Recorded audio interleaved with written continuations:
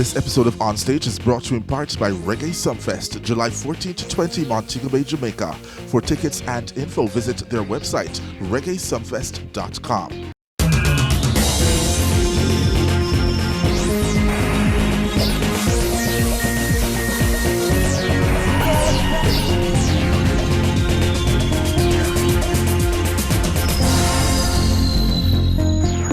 Myjah, son of dancehall legend, Bounty Killer, comes to our stage to chat his latest project. The US-based rapper, DJ, and producer will be right here on our stage to chat the project. Also on our stage, Sashi's founder and promoter, Horatio Hamilton, to chat the ill-fated return staging of the Sashi experience.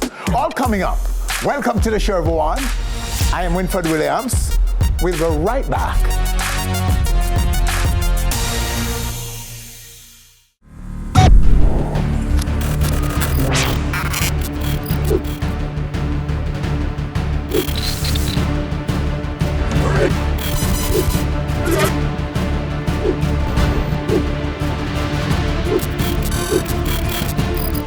On Stage with Winfred Williams. This episode of On Stage is brought to you in part by Reggae Sumfest, July 14 to 20, Montego Bay, Jamaica. For tickets and info, visit their website, reggaesumfest.com.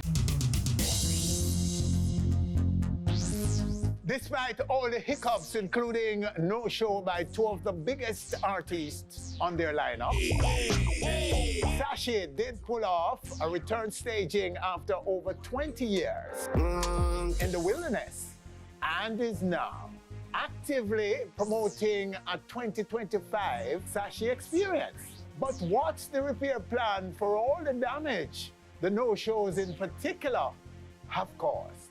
The best person to answer that question is Sashi's creator and promoter, Horatio Hamilton, who is right now, right here, on our stage. Well, happy to be here. Happy to answer all your questions. Thanks, sir. Thanks. Yeah. A lot of people out there would like to hear from you, sir, and so we are grateful that you've come. But start by telling us about what would you consider to be the biggest damage coming out of Sashi to the brand? Well, damage. Mm-hmm. That's a strong word right there, damage. Yeah. But I think everybody who attended Sashi was pleased. Yes. Even people who, it's obvious, Keisha Cole and Busta Rhymes wasn't there. Mm-hmm. You have a lot of fans who was there for Keisha and Busta. Yes. And they weren't. You have a lot of people who found out they weren't going to be there the day of and didn't show up. So, but everybody who was there, who turned out, enjoyed themselves, mm-hmm. even those who was Keisha fan or Busta fan. Mm-hmm.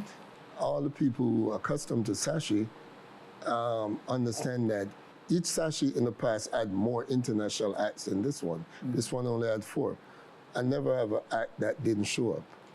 The closest I ever had was 2001 when Alia died, the day before, yes. when Missy was in Jamaica and didn't perform the Sunday, but she still took the went on stage. Had nothing to do with you. Yeah, she still went on stage and showed everybody she was there. Terrible and she moment came back, in music. And she came back the following year.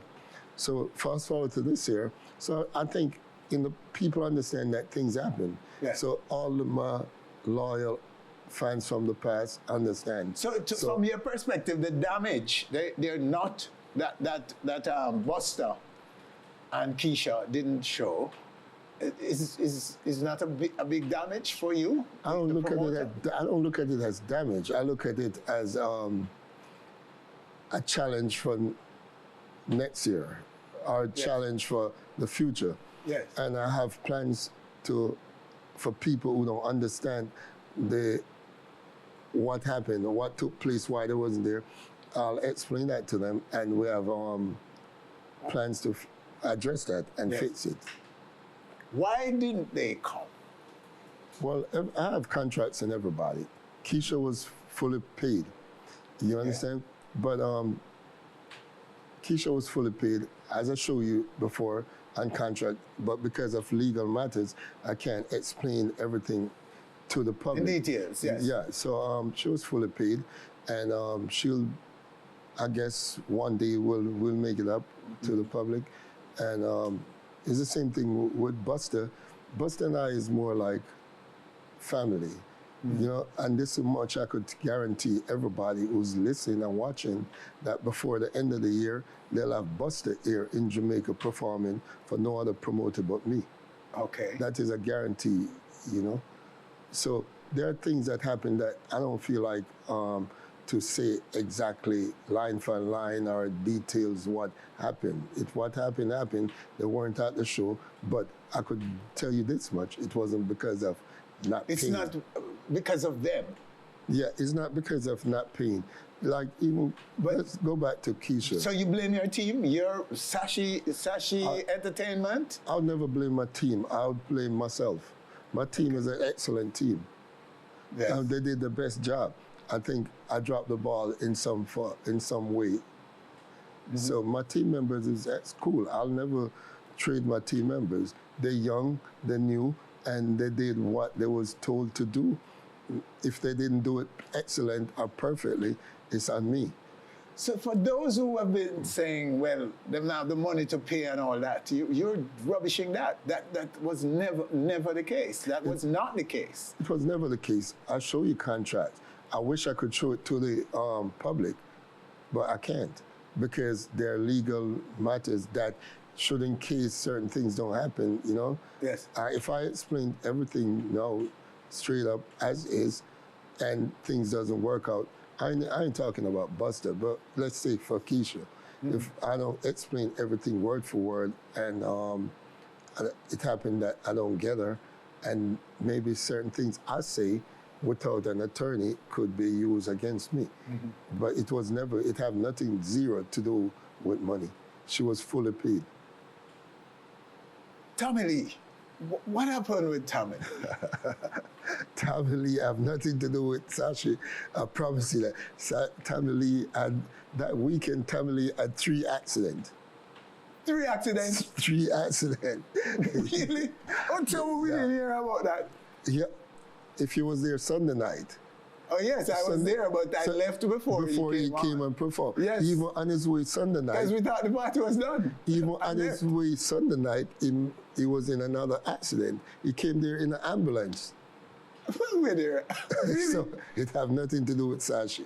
So his non-appearance on Saturday had nothing to do with Sashi. And Sunday late. Wasn't he too late Sunday? He was extremely late. But I'm telling you, it have nothing to do. It wasn't a Sashi driver. So okay. Yeah. So he's fine though. I hope he's fine. He's good. I think all he had was a broken right arm. Yes. But he's fine. Oh, okay. Yeah. So, and you know, to think so all of this, people walked away, ratio, putting all that, you know, negative in the thing, in their heads that, well, Sashi's done. Then before we got back to Kingston, Sashi was promoting the 2025 experience. Everything that could have went wrong. But I guarantee everybody who turned up had a good time. So I think it would be unfair for those people who pay the money, who purchase a ticket, yes, for me to say, oh, all this adversity happened, so I quit. I'd be a loser. I'd feel like a loser. Even if I'm going to stop Sashi, this wouldn't be the proper way for me to quit. Yeah. So I just to assure people that we're coming back and all the hiccups, all the mistakes or errors will be corrected, because this is the first time ever. You've been to every Sashi. Okay. You've never seen a Sashi with any mistakes. You know what I'm saying? Yes. And the entire crew is new. So I think the direction from a crew was my error. Okay. So I'll take full responsibility for anything that wasn't up to par. So your enthusiasm, your passion, your drive to do this ratio is still intact. Sashi's alive and well, you're saying? It is. And I guarantee it will be better than ever because, listen, from adversity, you're supposed to learn, right? So it's two things could happen. It's either you take it and use it to crush yourself and lay down, or you could use it and learn to improve. I don't know, to lay down. We must commend you for especially the sound clash. That is one that is I found very intriguing, very entertaining, very different, very fresh to us. It's something that existed from back in the day, but not in the way you presented it on a stage. Back in the day, people would go on the sound systems and sing off and thing. And I've always thought about it, but thought that it would be difficult to bring these artists to be live and do their, apart from just the expense, the logistics of them coming to throw words at the enemy over there on this thing live on a set. It's a little bit, because I've always wondered why they don't, some of the big sounds and some of these events promoter wouldn't do that. But you pulled it off. How difficult was it for you to do this? But that's what people like you and I grow up knowing that every sound system usually come with artists, right? Yes. But nowadays, for the past, say 30 years, it come with dub plates, no artists, right? So it wasn't that hard to take these artists from the 80s, 90s, early 2000s to bring them back to what they're originally accustomed to. It's just that most of the younger audience under the age of 40 never experienced it. So these artists, they're all friends. So for them to get an opportunity or a chance to reenact what it used to be, it was nothing but fun. I think it wasn't hard. I think it was, for me or anybody, it's just that nobody else ever chance it. But so I wondered, why can't we have the artists live? All these years I'm wondering about it. When I ask people, nobody can give me a good answer. And now you were able to put it on your platform, and people love it and want more of it. In fact, for some people, their best experience at Sashi. I don't think it's that they couldn't or can't. I just think most people, right, love to follow trend. Yes. The trend now is what's going on. Dub plate. Pre-recorded plates. Yes. Right. So I think most promoters right now is really young. So they just, okay, this is what I grew up accustomed to. So if I try to change it, then maybe I don't feel like it would work. But me, I'm not accustomed to this. I'm accustomed, even me, I say people have to follow trend. I'm following the trend I grew up with. You see what I'm saying? So I'm accustomed to artists going on each sound system and going at each other. And I tried it, and I promise you though, you're going to see other people doing it. You bring it back, but you're going to have competitors. Because of the response I observed at the event. To the live, seeing those guys run out and spitting lyrics live against the enemy over there. Going out for there. You see, you realize some artists didn't want to go at each other but some come and just go straight. That's what they're accustomed to. Those are that generation. But could the young generation be part of that? Yeah, because behave. People love to follow trend. Okay. Well, we hope they will join forces and it's free from violence, actual violence. It will be. You know what I mean? And we can see them then, their lyrical prowess at work. The man nowadays, no matter how them bad and who. That's what they need to do. Yeah, but I'm saying it's just because the timing of what is going on at that time. So everything goes around in a circle, right? Yes. So I promise, this is going to come around back to original. Remember, every artist used to come from a sound system. Yes. Every artist, a singer, a DJ, no matter what, it comes from a sound system. With a big sound system. Sound system. Yes. So it's going to come right back around. It have to, because a lot of kids in the ghetto can't get the opportunity to go into. Remember, if you could remember, every studio back in the days used to be where? In the ghetto. The Jammies, Tubbies, Scorpio, you name it, Studio One. You could never name a studio that was uptown. Yes. Every studio was in the ghetto. And then you have most of these studio guys at the sound system. And that's where the artism used to come from the sound system in the ghetto.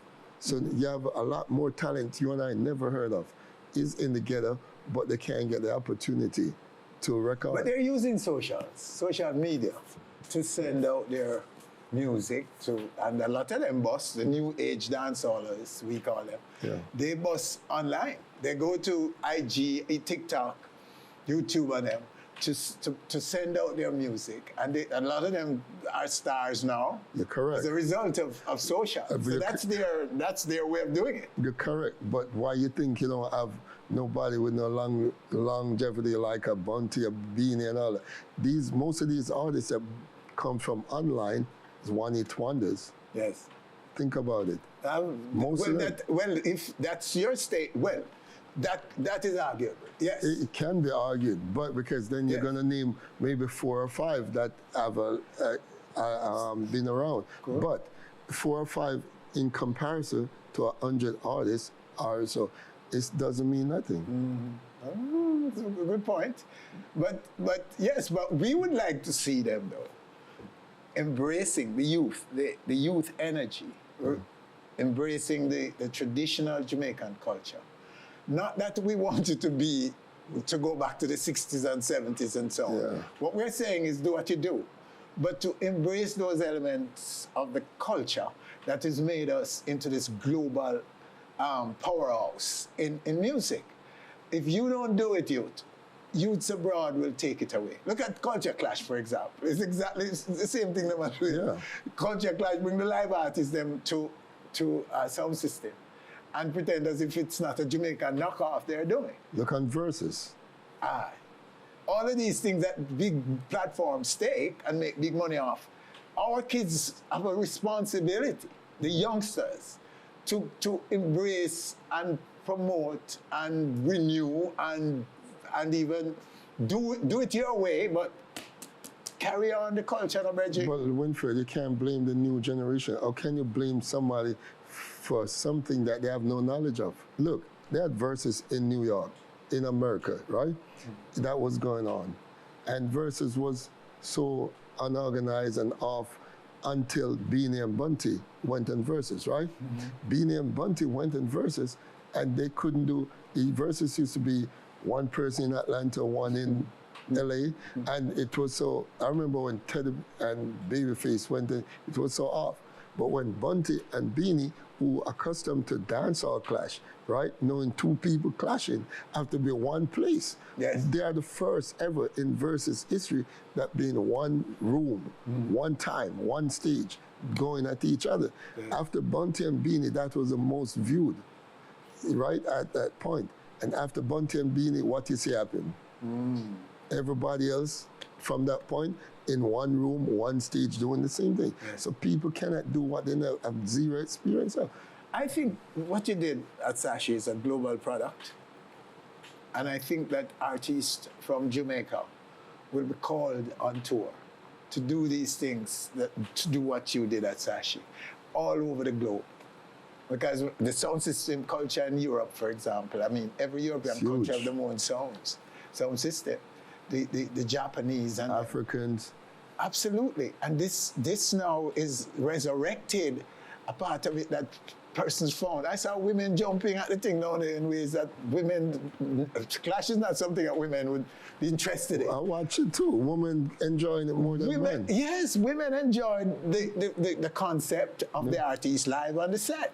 Yeah. And on the stage. And I think that an event without women is a non-event. It is. Hello. Let's face it.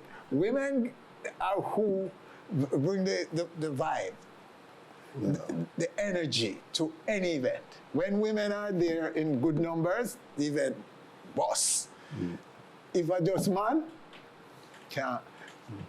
Weak, low energy, badness.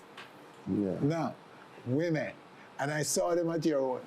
So that's a product that you need to sustain, sir, I suggest. I just suggest that. But what else will you keep? What will you change for next year, though? Next year, I'll change the way we, say for instance, the fashion show. Yes. You never mentioned the fashion show. I think the fashion show and the dancehall night, the Clash, was our two best nights in terms of presentation. The fashion show was good. In terms of presentation. Yes. So I think I need to separate them, have them by themselves, but without being a part of Sashi Weekend. Oh, you know, I think I should use it as a part, something to build up to the weekend. Oh. Because I think it would get more attention. Like say the fashion show would get more attention if it was something by itself. A standalone. Yeah, standalone at an earlier date, like a month or two before. Okay. I think the Clash would get more attention if it was standalone a month or two prior. You know, so for even the Clash you love so much, I think I gotta put more emphasis on it and separate it from the weekend. So, but these events would still be Sashi branded. Right. The Clash would still be Sashi Synergy. Okay. Clash. It would not change. So you understand. So it's a build up to the big weekend. Yeah. Say for instance, Sashi are going to always be Labor Day weekend, but the Clash may be a month before.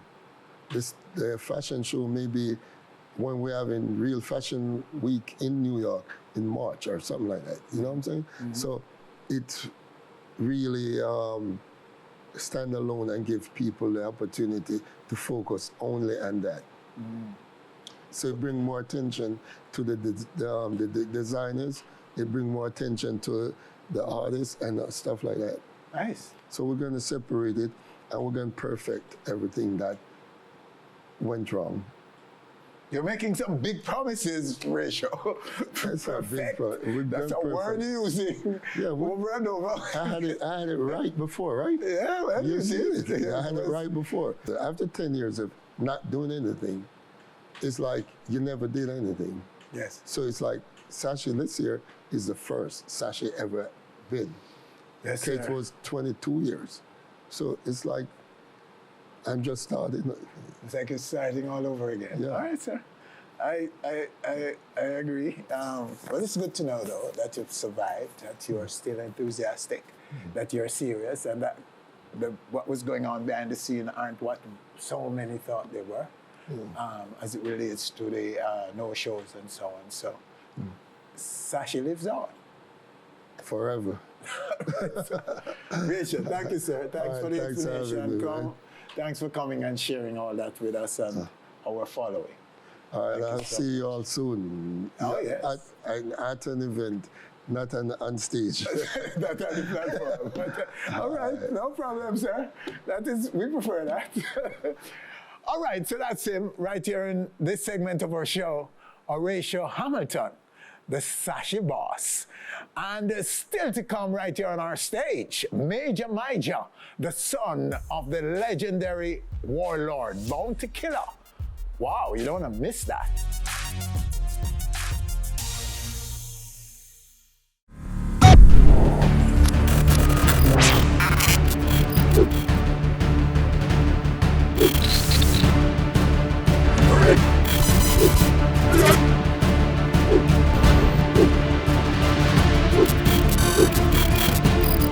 On Stage with Winfred Williams.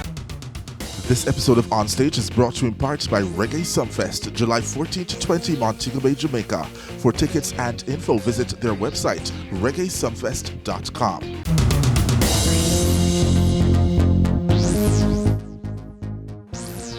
Myjah, son of dancehall legend Bounty Killer, is getting ready to drop a brand new album. Last Tuesday, we were among select invitees at the project's listening party at Janga's in Kingston, Jamaica.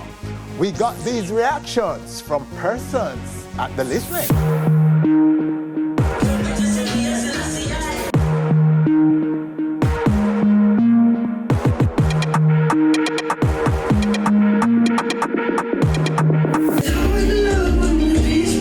I mean, I've been a fan of Myjah for some time now. From he was on the album with Damian Marley, I've been a fan. I love Exes. Been a fan before I even know he was Bounty Killer's son. So knowing he's Bounty Killer's son is a plus. Yeah, I got me a little bass, she's staying up. He has a good vocal. His vocal is good. Yeah, man, the song's well produced, and he has a presence. He's a good artist in and of himself, you know what I mean?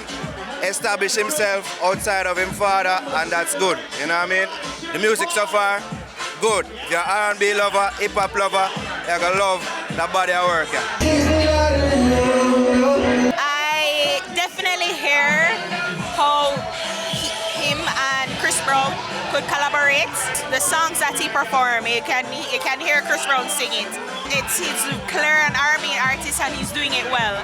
He's a good talent. I can see the potential. I really like it. I'm just here to support Myjah. It's just that my birthday, I don't know what I go with Banky on the date. I told Banky tonight that we're aligned forever, right? The alignment is real. So just here supporting him. It's a big deal. Signed with Jay-Z, you know. Oh, come on. Like, and he has such a fantastic voice. The future is bright for him, and I just know great things is gonna come from this. His music is beautiful. It resonates with the ladies, so I can't wait, and I'm looking for greater things from him. So I'm happy. I feel really good. I'm very proud of him because I know he's been working on his establishment as an artist for many years now. So it just feels really good. I feel like he's signed to Jay-Z.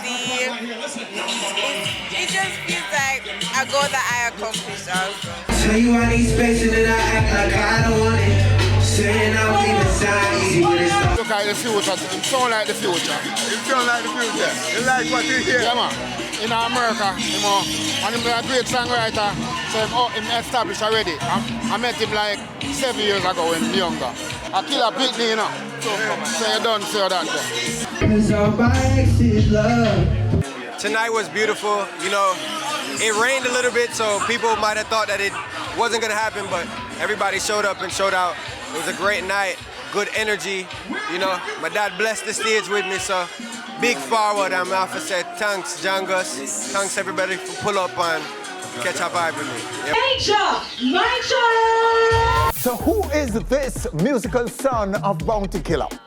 We had the privilege of a one-on-one with the artist just after his first public appearance on Jamaican soil back in 2016. Girl, put your hands in the air like this.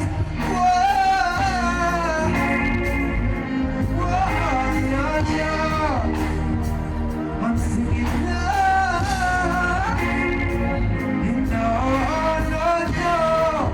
He's not even 20 yet and already racked up credentials that match those of international achievers. Feels like a fallen angel hitting the ground.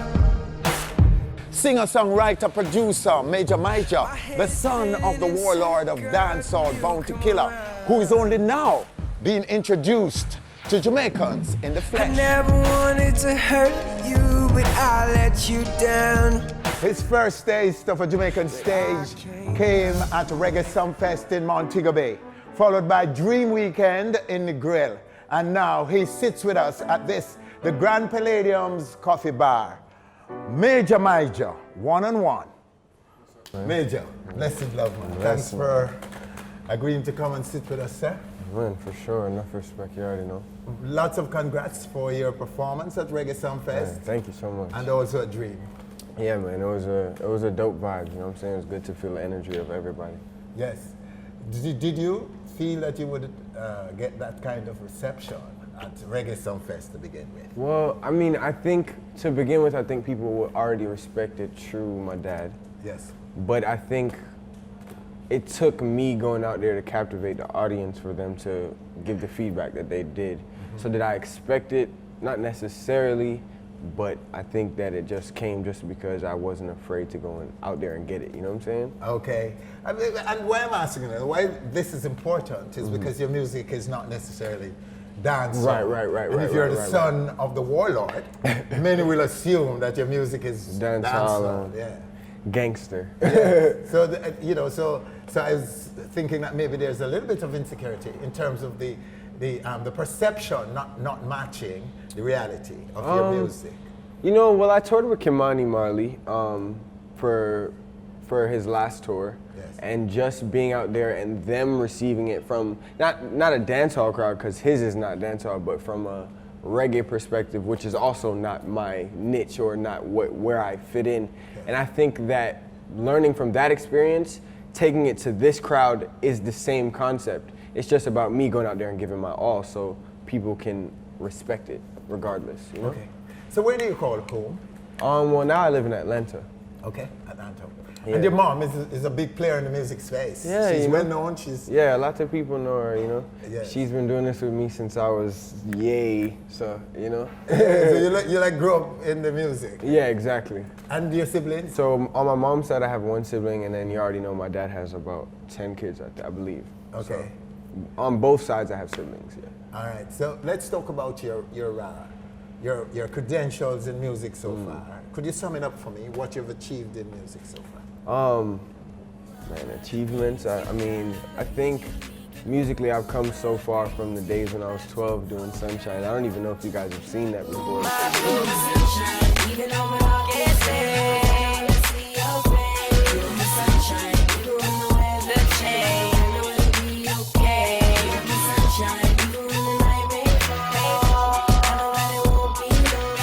That was from when I was super young, and I think my biggest achievement is just growing musically. You know what I'm saying? Just being able to take where I came from and come this far.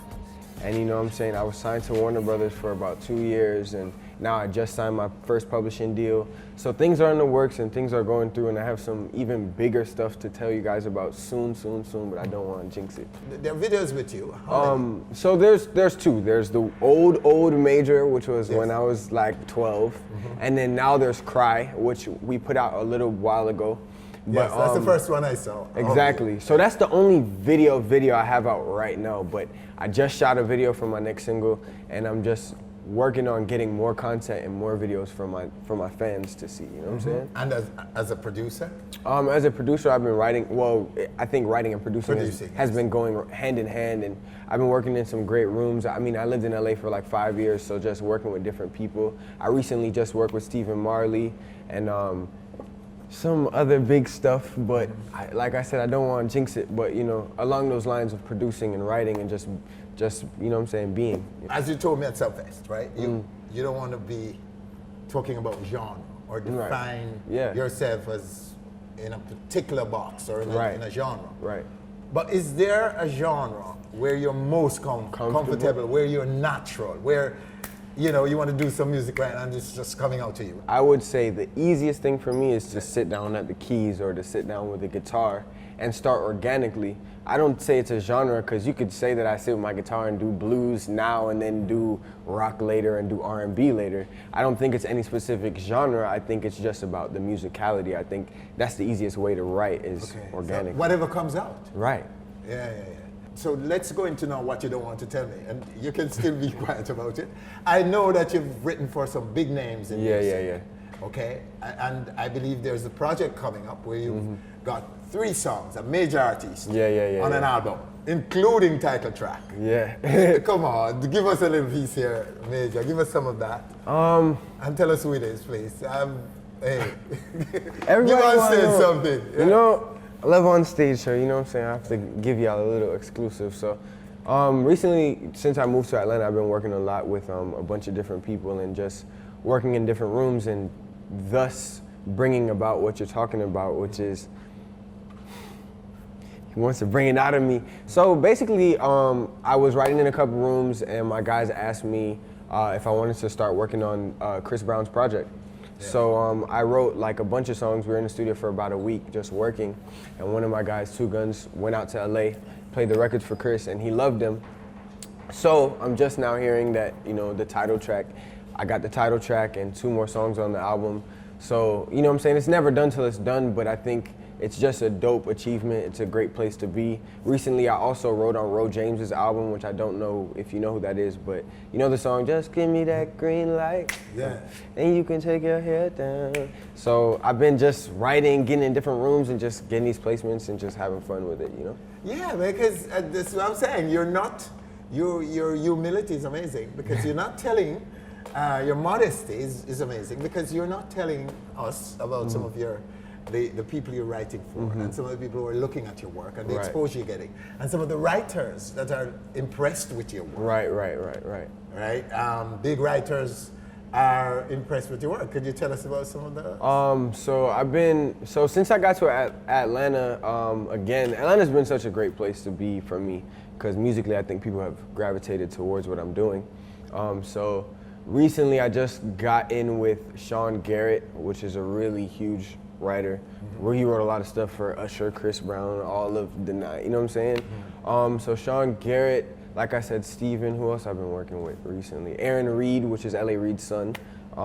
He's a super talented producer, writer, and me and him been going in like back to back, just working. So, you know what I'm saying? There's more names, but those are the main ones right now. Right now, okay. I picked up a little bit of avoidance of dancehall in you, in that I don't know if it's because your father is the dancehall warlord, bounty killer, you know, the ultimate rude boy, bad boy in dancehall, and you're deliberately not, you know, embracing dancehall as a result of that. Because let me say more. Typically, right, the offsprings of great men and women in music, their kids, the bar is higher for their kids. Correct. And it's a smart thing to not be defined by your father's work. Yeah. Is that your reason for being so? I like the idea of not being defined by my dad's work, but I'm not embracing dancehall. I don't want people to think that I don't like it or I'm not into it or whatever. I love all music, you know what I'm saying? I listen to all music, and from reggae to dancehall to country to pop to rock to everything. So I love all the music, but I think as an artist, regardless of who came before me, I have to carry on my shoulders myself. You see what I'm saying? So for me, it's about establishing myself where I'm at and what I want to do and where I'm already going versus trying to. I think if I were to step into dancehall at the moment, it would be something that I'm not. You see what I'm saying? I grew up in America, I grew up around my mom, I grew up listening to different sort of kind of music, and what I gravitated towards was the Beatles and was music that's organic or music that's more love soundy. I don't know, not gangster dancehall rhythm and them. Yeah, because I sense also reggae, a leaning to roots, one drop traditional reggae. Exactly. Hence your organic approach to music. Right. Isn't that so? For sure. I mean, I think I get a lot of, I think when you listen to my music, you could definitely see that like I have a flair of Jamaican in me or, clearly, you know what I'm saying? Because of my cadence and my melody. But I don't let that define me because I think that musically I'm not there yet. You know what I'm saying? That's not where I want to be yet. So I'm just taking it wherever my mind takes me. And at the moment, there is a lot of dancehall in mainstream music. Sampling. Everybody's doing it, but not enough Jamaicans. True. And I'm sure a lot of us now, and myself included, looking at you and saying, there's our Jamaican Myjah. They want to put you under pressure. But here's someone who's ready to go mainstream with the appropriate credentials to do so. Right. How do you feel about that? I think it's dope because I have like a whole country who's here saying, yo, or as you said, you could be the face, or you could be this big figment in a big icon in such a something so small but something so big. You know what I'm saying? So I think it's really dope. It's exciting. I think I love the idea of having people just that want to support me just based on my background and just based on the love that they have for their people. You know what I'm saying? Because I love my people and I want that to be known throughout the world, you know what I'm saying? I love everybody, but I love my people, so why not want to represent them? Yes. You know? Oh, so you're wide open to that? Yeah, why not? And you are always a Jamaican? Do you? Well, are you a Jamaican all the I time? mean, well... Do they know that you're Jamaican? Yeah, everybody knows I'm Jamaican. Anybody who's around me or in my day-to-day life knows I'm Jamaican. I'm sure there's some fans that might not know because they don't dig that deep, but they will dig that deep eventually. They will all yes, know. They will. but you know, I think everybody knows. It's not something I try to hide or fake. Because there's no way you could hide your Jamaican credentials. Or do you have to promote it or sell it? Because you're deeply rooted. Who will you be 10 years from now, Myjah? Who will I be? The way I view music, right, is that now I think there's not enough big artists or big name artists that are shooting to be legendary, right? Because I think everybody gets caught up in the hype and Instagram and followers and likes, but I think I have the power within me, and I think I want to take it there. I want to take music to a different level, to back how it used to be when people listened to music and loved it for the vibe, and people loved it for the fact that it was great music, not just because this person said so or that person said so or this person has that many followers or that many likes. So I think in 10 years from now, hopefully I'll be on my way to being a legendary artist. Who's John Legend to you? Who is John Legend to me? That's interesting because a lot of people compare, but I don't take a lot of inspiration from.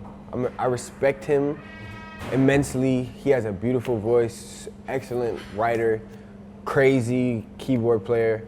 But do I take a lot of inspiration from him? Not as much, not so much. Well, you know, you were just vibing on the piano. Yeah, for sure. Do you play anything? Do you really play it? Or?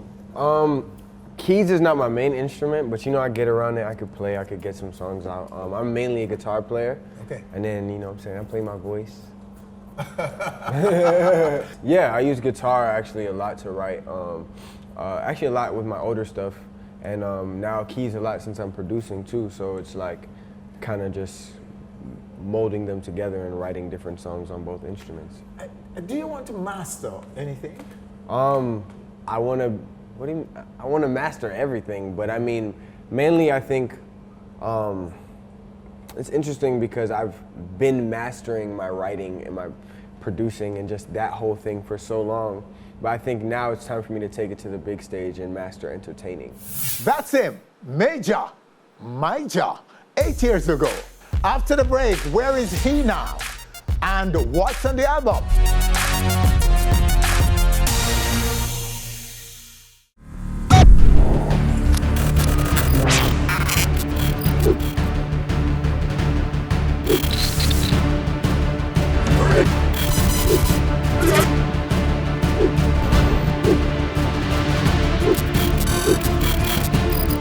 On Stage with Winfred Williams.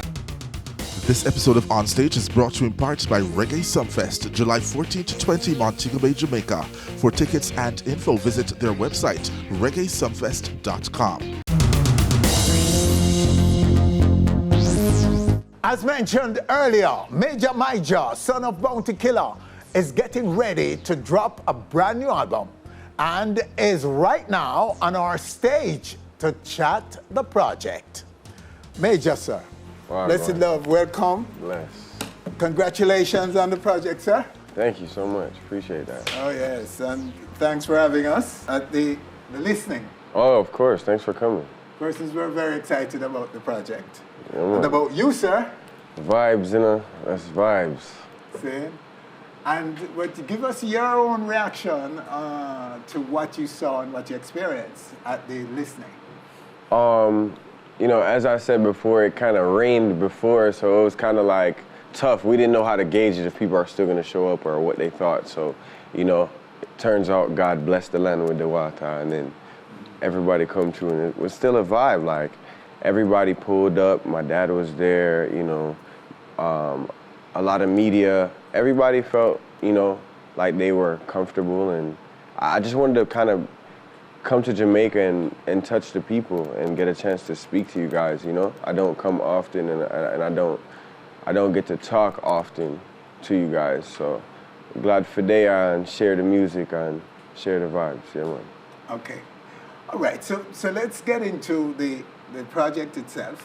You should probably bring us up to date on your career, the recordings and your catalog and all of that. Since we spoke 8 years ago. Yeah, a while ago.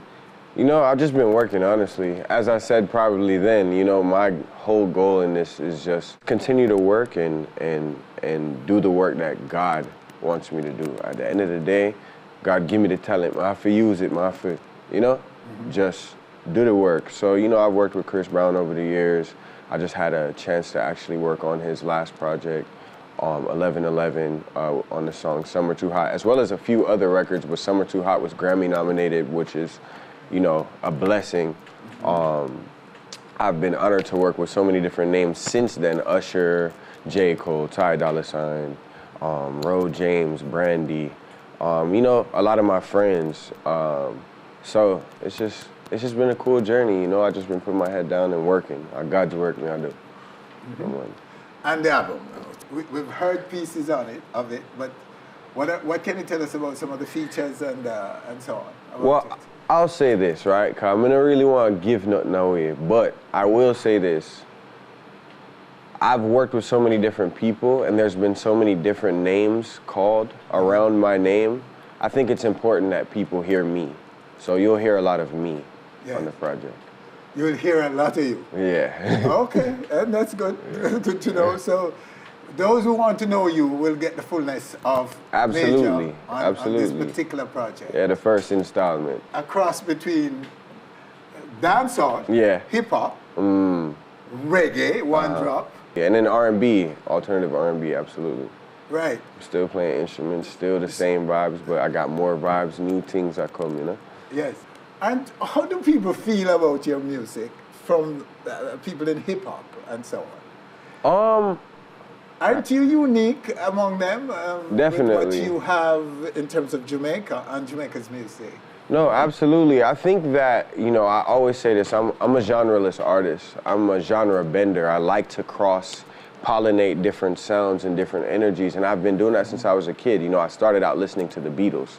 You know, I found Marvin Gaye, I found James Fauntleroy, I found so many different pieces of the puzzle.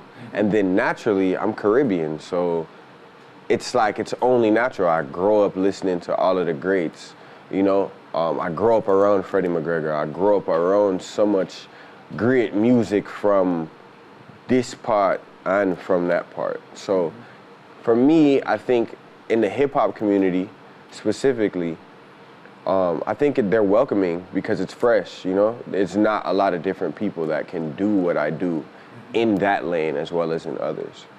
Your fans, who are they? Where are they? I mean, it's still a learning journey. I'm still learning my fans, I think. But, you know, I just recently did this listening tour, the PSA listening tour, and I went to kind of all my major markets. So that was New York, Miami, Atlanta, LA, Jamaica. So these are all kind of the places that I've frequented and people know my sound and know what I've been doing, they know what I've been working on. So I just wanted to get out and touch the people, and that's why we had to do that on Tuesday, you know, come and touch the people. And the markets across the Atlantic, Europe, Africa. Yeah, well, you know, I don't really know too much. I haven't really got to spend a lot of time in Europe. I've been to Sweden and Denmark. So there's like, I know there's some stuff bubbling there, but you know, in due time, you kind of figure out them things that as you put out more and more music. Give us a broad time frame in which it may be available to us. I'll give you all something, right? Yes. So the title of the project is called Soon As I Can. Yes. So as soon as I can drop it, it'll be out. Yeah, man. But this year when I get one full project from me and, you know, my single X's, that just dropped. And, you know, a lot of people have been gravitating towards it. So I'm super excited about that and, you know, just ready to continue to drop more music on. X's just dropped. Yes. And we dropping this shirt right here. Shirt right here. Yeah, me and Rep JA come together to make this right here. You know, like a t-shirt vibes. We have one next one where I put out. This a red one, so yeah. Okay, so that's coming, or is it out with the single? This is coming. It's coming. It's on the way. Yeah. Okay. And the single is out and burning now. Absolutely, man. X's. Make sure you want to go sing it. Go listen to it and stream it. Yeah. All right, so let's take a little piece of it right here. You know we can't be done. Girl, you should know this. All my exes love me. Exes. What a title. Explain that for us. The main phrase of the song is "All my exes love me," as you can see on the shirt, and I feel like it's kind of self-explanatory. Come on, that's forever. Yeah. All my exes love me. I wonder why though. Why would all your exes love you? I would say all my exes love me because I pride myself on not leaving things with a bad note with people. Yes. And you know how I love myself, I think people gravitate towards that. I think they're inspired by it, so, By love of self? Yeah, exactly. Okay. So you can't hit me. You can't hit that money with loving yourself. You can't hit that money with love. They might want you to love them. Yeah, well, they all love me, so. Okay, so those shirts will be in your merchandise stock? Yeah, exactly. Coming soon, just follow along. Yeah, man, on the way. Rep JA. So there are other things in the catalog? Yeah, exactly. We got another one. If maybe we could show the cover. The cover art has a red T-shirt from, a very popular photo, Jamaican photo from back in the day. Okay. And that T-shirt, we recreated it, so. And those will be available online? Yeah, exactly. Okay. So, want to hear this? Go get it. Yeah, man. Man. That is it. Where are you taking this? Where are you gonna? What are you aiming for in this game? For me, like I said before, I'm all about connectivity. I'm all about genre bending. I'm all about creating new energies and trying to put different worlds together in different cultures. Aside from the music, I think there's a lot of things lost in the world because of the cultural barrier, because a lot of people don't relate to each other because they don't live the same life, they don't have the experience. And for me, I'm a person who's been to a lot of different places. I've seen a lot of different things, and outside of that, my cultures, they span from, Jamaica culture to American culture, from LA culture to New York culture to Miami culture, because I've spent so much time in so many different places. And that'll be explained a little bit more on the project soon as I can. But I think my thing is connectivity. I think my thing is introducing people to new cultures in a real way, touching the people and making sure that they feel loved and feel the energy. And what did your father say about the project to you? Oh. Man to man. Yeah, I love the music, man. Yeah. My dad's not a man of many words, but yes. Yeah. We heard from him. Yeah. And perhaps we should pause here and take a response from him at the listening party to your records. Mm-hmm. Here we go. It's a great night, extraordinary. And you saw the reception, the people like his vibe. Yes. And he's something different from what we normally do. Yes. You can know that's no influence of Bounty. That's just something inborn. This kid was playing the guitar from he was 8-year-old.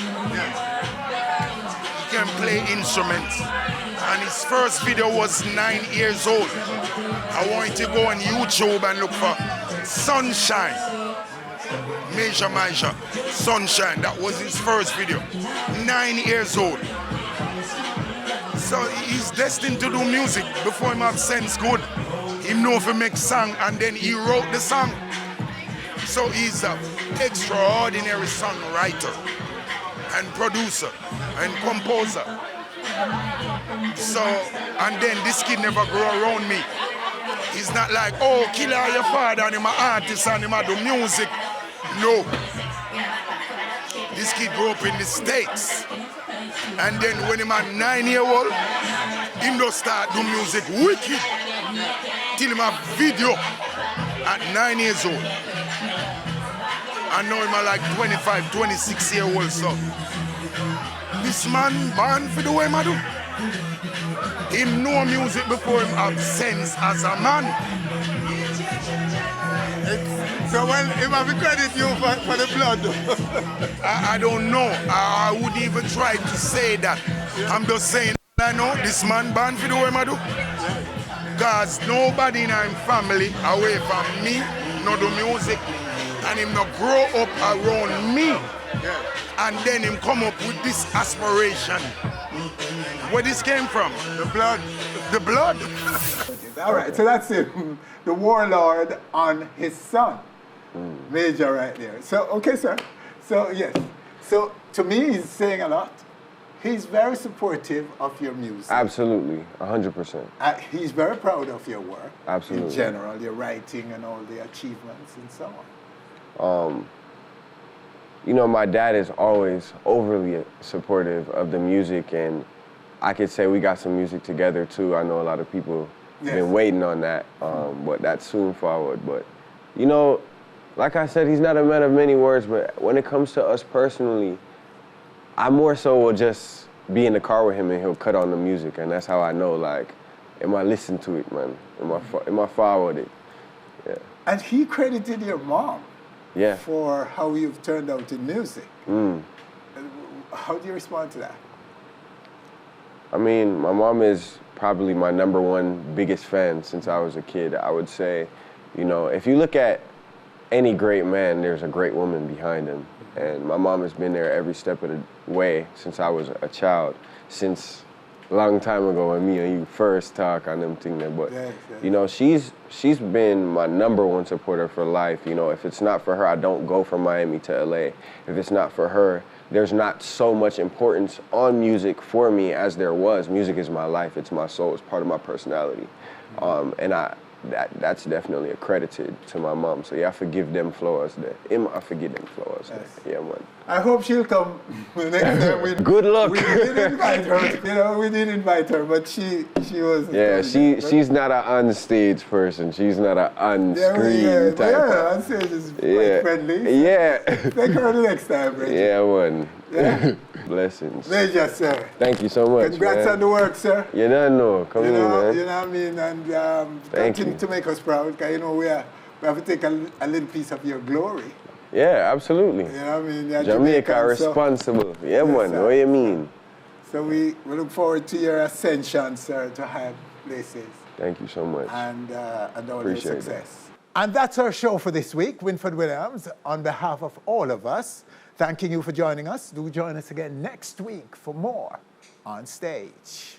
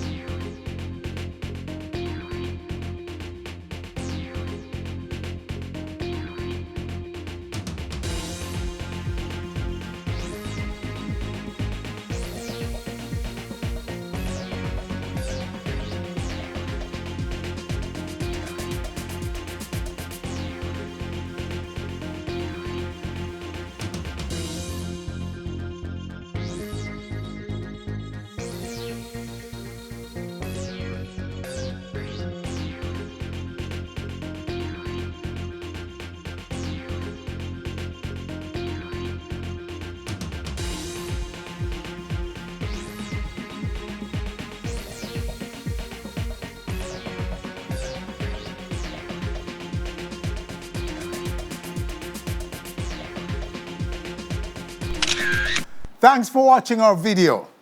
Please click subscribe and be on our stage anywhere, anytime, always.